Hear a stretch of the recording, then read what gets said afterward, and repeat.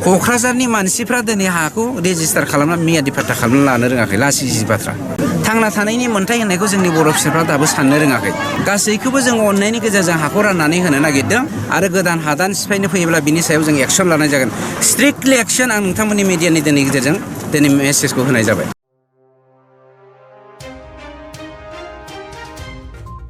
BTSनि मावफुं सोद्रोमा रनजित बसुमतारिया हानि जेंनाखौ लाना रायजो राजाफोरजों सावरायदों BTSनि मावफुं सोद्रोमा रनजित बसुमतारिया चिरां जिल्ला DFO ब्रह्मान्ड पाटिरि ACF कुंजन बसुमतारि रुनिकाटा रेन्जनि रेन्जार जसमानिक मोसाहारि मोनखौ लाना चिरां जिल्लानि रुनिकाटा रेन्जनि भारत भुटान सीमा ओनसोलनि गोरबो बाजार आयना बाजार आरो लावफानिनि गासै रायजो राजाफोरनो हानि मोन्थाय होनायनि थाखाय मोनसे सावरायमेल खुंफुंनाय जायो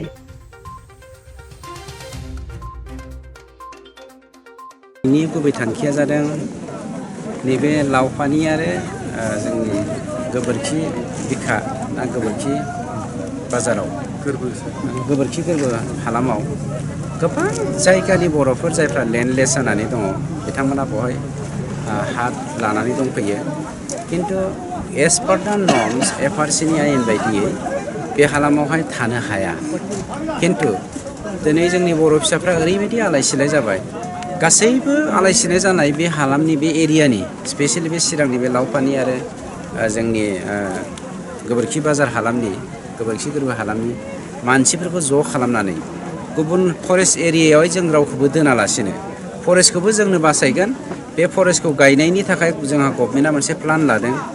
बेवहाय लाख लाख थाखा फैगोन बिनि खामानिफोरखौबो जोंनि रायजो राजाफ्रानो मावगोन पार्मानेन्टलि जोंनि बे हालामनि रायजोफ्रा जोङो मोनसे बेबस्था लादों बयनोबो लेन्ड राइटनि मोन्थाय होनो नागिरदों एसेब्लाबो खिन्थु माबोरै होगोन बेखौ आङो जोंनि FRC कमिटिनि दैदेनगिरिफोरजों सावरायगोन बेखौ जोङो प्लान लाखाबाय खिन्थु जोंनि मानसिफ्रा माखासे पलिटिकेलि इनस्टिगेसन मोननानै माबा जाया जुया बायदिसिना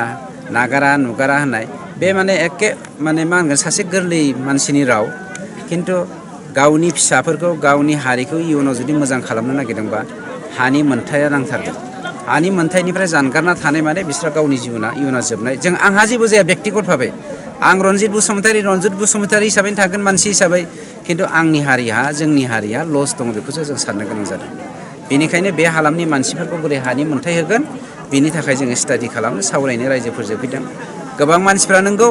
लुबैसुला मानसि दङ सोरहाबा पलिटिकेलि इनस्टिगेटेड जानाय मानसि दङ बिसोरो बायदिसिना बुंखागोन जों बेखौ केयार खालामा जोंहा आयेन दङ अननायनिबो आयेन दङ रागानिबो आयेन दङ मोननैबो आयेनखौ जों बाहायगोन जाय अनजायो बिथांमोना अनजागोन जाय अनजाया बेखौ जोङो रागानि आयेनजों जोङो बिथांमोनखौ समाधान खालामगोन बाखि खोन्थाया रायजो राजाफोरखौ सन्तुष्ट जानायखौ नुवाखै सार बेवहाय रायजोफ्रा माबोरै सन्तुष्ट जानो बिथांमोना माने मोनसे जायगायाव हा सिफायनानै गय गायनानै गुबुन मोनसे जायगायाव फाननाय मोनसे सर' जाबाय जोंनि बर' हारिया समस्त नर्थ इस्टआनो जोंनि बर'नि हामोन 7,000 बोसोर जाबाय जों बर'फ्रा बेवहाय रायजो जानाया हा गैजाया होनबा लासिं सिं राव नङा होनबा मुसलमानफ्रा फैदों जोंनि हादोराव 1205 मायथाइयाव आहमफ्रा फैदों जोंनि हादोराव 1228 मायथाइयाव जोङो फैदों जिसु ख्रिस्ट' जोनोम जानायनि 5,000 बोसोरनि सिगां खिन्थु बर'फ्रासो हा गैया बेसेबां लासिं सिं बाथ्रा गाबोन नोंथांमोननो बे हाखौ हगारजोबनानै होगोन बेखौबो गाबोन फाननानै गुबुन मोनसे हाग्रा सिफायबावगोन हानि मोन्थाय होननायखौ थांना थानायनि मोन्थाय होननायखौ जोंनि बर' फिसाफ्रा दाबो साननो रोङाखै नंखायनो जोङो माखासे बुस्थुखौ जोंनि हारिया फोरोंनो गोनांथि दङ ओंखायनो जों स्पष्ट खोन्था जोङो मोननै पलिसि बाहायगोन मोनसेया जादों केरट पलिसि मोनसेया जादों स्टिक पलिसि केरट पलिसिया जादों अननायनि पलिसि गासैखौबो जोङो अननायनि गेजेरजों हाखौ राननानै होनो नागिरदों जोंनि सरकारा एज पार दा FRCनि रुल बायदि बेखौ मानिबा मानिथों मानियाबा जोङो स्टिक पलिसि बाहायगोन बेनो जादों एखेबारे बिराद स्ट्रिक्ट सार बे ओनसोलजों लोगोसे गुबुन ओनसोलावबो बे गासैबावबो जोङो दिनै जागायजेनदोंसो चिराङाव जागायदों गाबोन जोङो हल्टुगाव डिभिजनाव थांगोन समफोर जोङो कसुगाव डिभिजनाव थांगोन बिनि उनाव थांगोन जोङो धनस्री डिभिजन उदालगुरि डिभिजन मा होनो बाक्सा डिभिजन गोबां डिभिजनाव जोंहा हानि जेंनाया दङ बर'फ्रा दुखुनांथावलै बाथ्राफ्रा क'क्राझारनि मानसिफ्रा दिनै हाखौ रेजिस्टार खालामना मियादि फाट्टा खालामना लानो रोङाखै लासि बाथ्रा क'क्राझारनिया रोङाखैबा जोंनि बर' फिसाफ्रानो माने हानि सायाव कनसियास नङा बे क्लियार जादों गतिके हाखौ जोंनि सरकारा थानाय टाइमावनो गासैखौबो हानि जेंनाखौ जोङो फोजोबनो थाखाय दिनै थियारि जाना दं। सोरबाया पलिटिकेल लाबालाबनि थाखाय होख्रावबाय थाथों, जों बेखौ केयार खालामा। जोंनि बर'नि फिसाफ्रा हानि मोन्थाय मोनथारनांगौ, बेसो जोंनि मेइन उद्देश्य। फारसेथिं सारा हाग्रा जोबलांनाय बिबाङा बांनाय लोगो लोगो बे माखासे दैनि फुंखा आरो आबाद बेफोरखौ एसे माबा जालांनाय बे नोंथांमोननि बे जा नोजोर बे सैथो खोन्था। 5 बोसोरनि सिगां जोङो जि दैखरनि दैखौ लोङोमोन,